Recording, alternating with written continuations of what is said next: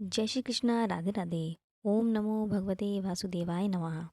आज हम इस वीडियो में आपको माघ मास महात्म्य का 29वां अध्याय सुनाएंगे, जो इस प्रकार है। लोमश ऋषि बोले कि हे ब्राह्मण, मैं पुनीत फल वाले इतिहास आपके सामने वर्णन किए हैं। अब तेरे पुत्र और गंधर्व कन्याओं को उचित है कि वे पिशाच योनि से मुक्त होने के लिए मेरे साथ प्रयाग जाएं। वहाँ देवताओं को भी दुर्लभ माघ स्नान होगा। वहाँ स्नान करने पर ये सब पिशाच योनि से मुक्त हो जाएंगे। ऋषि के इन वचनों को सुनकर अपनी मनोकामना पूर्ण होते देख वे पिशाचनियाँ और पिशाच सहर्ष उनके साथ प्रयाग के त्रिवेणी जल में स्नान करने हेतु जाने को तैयार हो गए। ऋषि उन सबको साथ लेकर आकाश मार्ग द्वारा प्रयाग की ओर चले। वशिष्ठ जी बोले कि हे दिलीप, अब तुम गंगा और यमुना के महात्म्य को सुनो। आकाश मार्ग से जाते हुए लोमश ऋषि ने सबको संबोधित करते हुए कहा कि तीर्थराज प्रयाग को प्रणाम करो। वैसे तो बिना ज्ञान धारण किए प्राणी भी प्रयागराज की त्रिवेणी में जल में माघ स्नान करके मोक्ष को प्राप्त कर लेते हैं। इसी प्रयागराज क्षेत्र में ब्रह्मा जी ने सृष्टि की रचना के लिए महान यज्ञ किया था और महान शक्ति प्राप्त की थी, जिनके द्वारा वे सृष्टि के रचना कर सके। स्वयं भगवान विष्णु ने भार्या की मनोकामना करके इस गंगा यमुना के संगम में जल स्नान किया था। तभी अमृत मंथन के समय उनको लक्ष्मी जी भार्या के रूप में प्राप्त हुई। शिवजी ने इसी त्रिवेणी के सेवन द्वारा त्रिपुर दैत्य का वध करने की शक्ति प्राप्त की थी। इसी स्थान पर 33 कोटि देवताओं की तृप्ति हुई थी।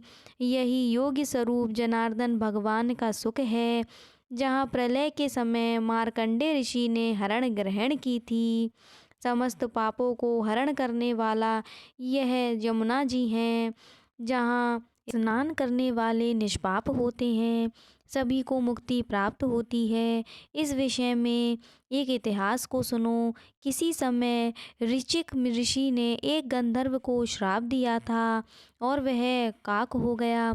उस गंधर्व ने काक होते ही तुरंत इस त्रिवेणी के जल में स्नान कर डाला। उसके प्रभाव से वह श्राप मुक्त हो गया। इसी प्रकार जब इंद्र द्वारा श्राप प्राप्त कर उर्वशी इंद्रलोक से गिरी, उसने भी स्नान कर अपने को तुरंत श्राप से मुक्त कर लिया। नहुष के पुत्र ययाति ने इस त्रिवेणी स्नान के द्वारा पुत्र प्राप्त किया था। इन्होंने धन और पुत्र की कामना से त्रिवेणी में स्नान किया था। कश्यप जी ने यहाँ तप किया था। भारद्वाज जी ने यही सिद्धियां प्राप्त की थी। सनकादिक ऋषि यहाँ के सेवन द्वारा महान योगी बने। जो माघ स्नान इस स्थान पर करते हैं वे कीर्तिमान नक्षत्र बनकर प्रकाश में सदैव ज्योतिमान रहते हैं। जो जैसी कामना से यह स्नान करता है वैसा ही फल प्राप्त करता है। अतः अब अपने पापों से मुक्ति की कामना करके स्नान करो। उन्होंने पापों से मुक्त होने के लिए त्रिवेणी ने स्नान किया। स्नान करते ही वे पिशाच योनि से मुक्त हो गए। वे दोनों अपने दिव्य देह को प्राप्त करते हुए सब वेद विधि विधानों से लोमश ऋषि जी ने कहा कि हे मुने, आपकी कृपा से यह सब श्राप से मुक्त हुए हैं। अब आप उपदेश दें। लोमश जी बोले, तुम्हारा पुत्र विद्या अध्ययन समाप्त कर चुका है, युवा है और कन्याएं भी हैं इस पर मोहित, अतः इनका विवाह हो जाना चाहिए। ऋषि के वचन मानकर उस ब्राह्मण ने पुत्र ने उस कन्याओं का विवाह वर्ण कर लिया। उन सब ने लोमश ऋषि जी को प्रणाम किया और ऋषि जी ने उन्हें आशीर्वाद देकर आश्रम चले गए। हे राजन, इस प्रकार ब्रह्मचारी उन पांचों गंधर्व कन्याओं को साथ लेकर पिता के साथ घर चला गया। जो प्राणी इस पवित्र माघ मास महात्म्य को पढ़ता और सुनता है उसकी समस्त पापों से मुक्ति होती है, उसको मनवांछित फल प्राप्त होते हैं और वह वैकुंठ को जाता है। इस इतिहास को सुनाने वाले द्विज का पूजन करके यथाशक्ति दक्षिणा देकर संतुष्ट करना चाहिए। ऐसा प्राणी सुखी रहता है।